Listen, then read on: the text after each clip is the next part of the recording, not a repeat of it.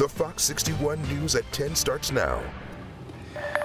We're following breaking news on I-84 here at 10, where a box truck rolled over in the westbound lanes near exit 35. This is video from within the last 30 minutes. Troopers say the crash happened just before 9, and there are minor injuries. There's also a fuel leak, so DEP is responding.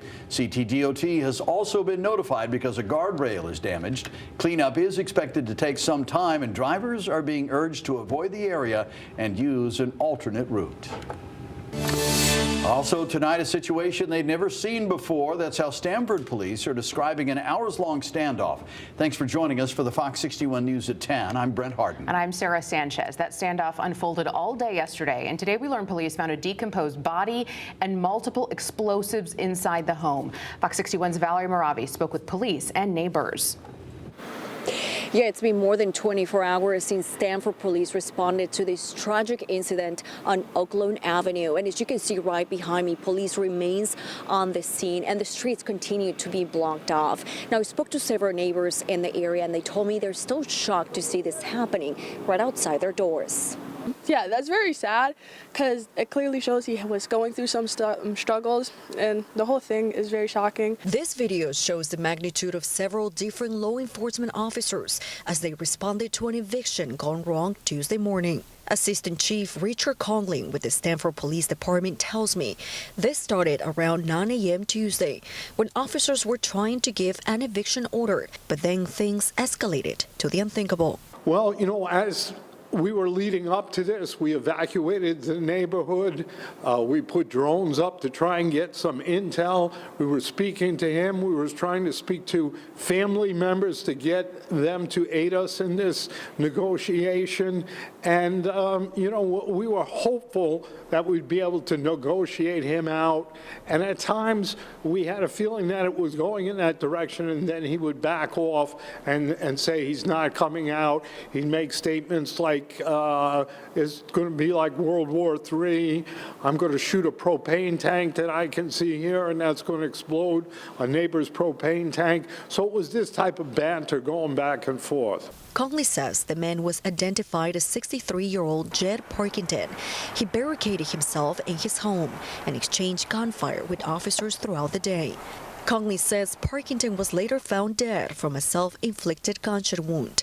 When investigators searched the home, they say they found a second body that appeared to be concealed and decomposed. They say they also found pipe bombs, grenades, and Molotov-style devices. This was something that probably was in preparation for months. He only had a 911 phone, so he had to call our 911 dispatch, and we moved negotiators down there. We couldn't call him, and at some point the conversation stopped, and after a while we heard a single gunshot, and we pretty much surmised that he had committed suicide. Christina Sinatis lives down the street, and she says she was coming home from school when she saw several police cruisers outside her home. It was very surprising because, like, I never expected this to happen, especially in this neighborhood. It's very quiet, you know. Never even heard, like, loud music here, let alone all this. You know, you never know what people are going through, especially, like, since people don't really talk to each other and you don't know who you're living next to. Now, the assistant police chief tells me the inspector general will be taking over the case as they continue to question family members. For now, in Stamford, Valerie Moravi, Fox 61. All right, get ready for the chill after the snow yesterday. Now it's going to be cold. Make sure everyone's bundled up tomorrow morning. Yeah, Chief Meteorologist Rachel Frank is here with the first check of the forecast. And Rach, we get deeper into the week and into the weekend. We're talking about some real bone-chilling temperatures here. Yeah, we could even approach daily record low temperatures heading into Friday morning. Before we get there, just to add to the festiveness, we'll see the chance for a few flurries or a snow shower in parts of the state, and then those temperatures will tank by tomorrow night and into Friday morning. It's all from an Arctic front that's approaching. You can see some snow showers associated with that, and that front will be through here tomorrow afternoon and tomorrow night. Temperatures right now are in the 20s, so we are back below freezing. I'm not expecting black ice issues out on the roads tomorrow morning. Low temperatures will be in the 20s inland, near 30 for the Connecticut shoreline. Tomorrow there will be some early sunshine, but I think the clouds will will take over after that. 20s at the bus stop, upper 30s by lunchtime, and we'll see highs in the upper 30s to right around 40 degrees. And again, just notice that there could be a flurry or a snow shower in some towns. It won't be statewide. Then those temperatures drop off pretty dramatically. Again, single digits and teens by Friday morning, and it will feel like near zero when you factor in just a little bit of a breeze. What's going on with Saturday? We'll talk more about it. Your full forecast is coming up. Thank you, Rachel. Well, firefighters in New Milford responded to a chimney fire on Sherry Lane. Last night, they had to call in volunteers from all 3 town departments because it was spreading so quickly. The fire was contained before it could cause more damage. 3 people were displaced and are being helped by the Red Cross. The fire marshal's investigating what caused the chimney to catch fire. Well, 2 men are suing the town of Litchfield and its Board of Ed. Dan Bird and John Fitterer say the town did nothing about a coach who physically and sexually abused both of them for years. The 2 say their cross-country coach, David Driscoll, abused them back in the 80s and 90s when they were between 10 and 14 years old. Driscoll died this past September. That's why he's not named in the lawsuit. Court documents say Bird and Fitterer's parents and others reported all of this to the principal and assistant principal at the time, but the Board of Ed didn't investigate Driscoll or punish or remove him. We have reached out to the town of Litchfield and its Board of Ed for a response. We have not yet heard back. A Newington man is out on bond right now after he was arrested earlier today on child sex abuse material charges. Detectives have been looking into Dylan Taylor for an unspecified amount of time after they received a tip. Police say digital evidence confirms he had the illegal content. Taylor is scheduled to appear in court in 2 weeks. And a Puerto Rican man has been sentenced to 10 years in federal prison for running a cocaine trafficking operation through Connecticut. Prosecutors say 28-year-old Hotniel Morales Gonzalez took over a drug network excuse me, that shipped packages of cocaine to drop houses in New Britain, Meriden, and other cities. Sarah, if you take over. And that was before the drugs were moved to New York. Investigators seized multiple packages, a loaded gun, and drug ledgers from a Waterbury home that he had lived in. Morales Gonzalez pleaded guilty and reports to prison in January. Several others in the operation have also been sentenced or are awaiting sentencing. Woodbridge police have charged a Seymour man and woman. Investigators say a dog that was in their care died, and another dog is still recovering from starvation.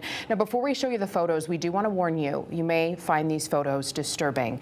Police say they found 2 malnourished dogs at Erica Kittle and Wilfredo LeBron's home in late October. An 11-month-old King Corso was found covered in feces. The dog was rushed to the vet. It died a day later. The dog died from severe emaciation because of chronic neglect, according to doctors.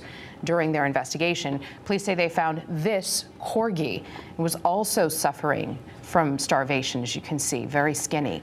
Kittle is out on bond, but LeBron is still being held. They're expected to face a judge on animal cruelty charges on December 17th.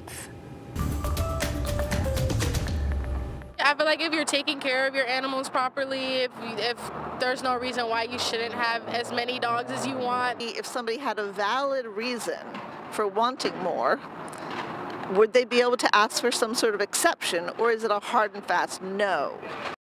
Hartford city leaders want to cut down on neighborhood nuisances, and one idea they're floating around is capping how many pets people can have in their household. The proposal was introduced by 2 city council members, and it would limit people to 6 dogs and cats total. Fox 61's Annette Montgomery joins us from Hartford City Hall with what the specific breakdown looks like. We all know dogs are a man's best friend, but Hartford city officials say there can be too much of a good thing. A proposed ordinance would allow up to 6 cats and dogs total, but no more than 4 of them can be dogs. So if it passes, any combination is fair game, from 6 cats and 0 dogs to 4 dogs and 2 cats, or an even split of 3 and 3, but no more than 6 altogether.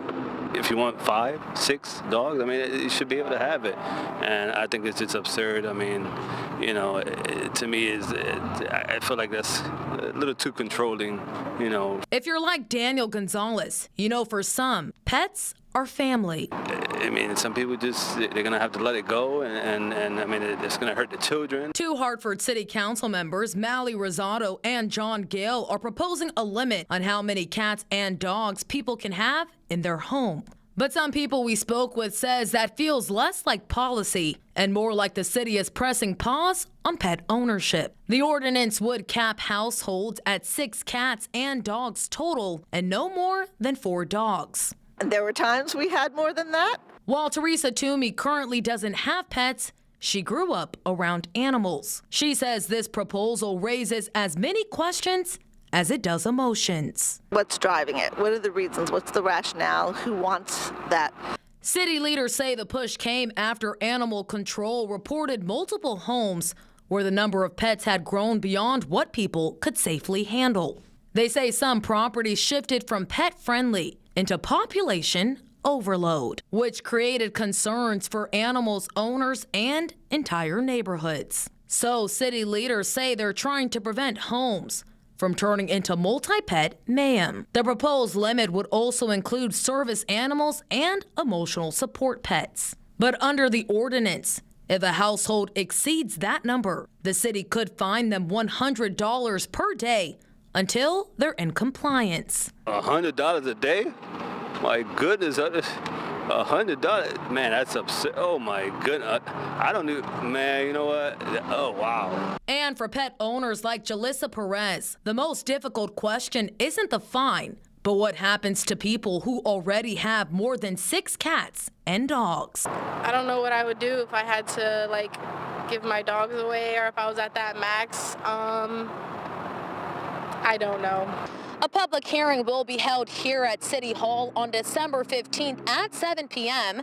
Several other towns in Connecticut have ordinances that limit the number of cats and dogs. In Simsbury, the total is 6, while in East Hartford, they limit the amount of pets you can have from a few months to the age of 5. In Hartford, Annette Montgomery, Fox 61.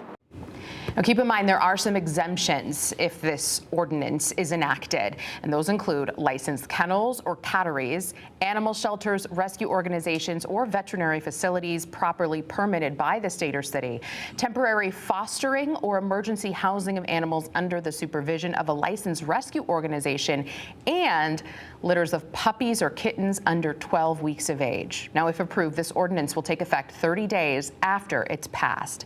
We have more on this ordinance on our website, fox61.com.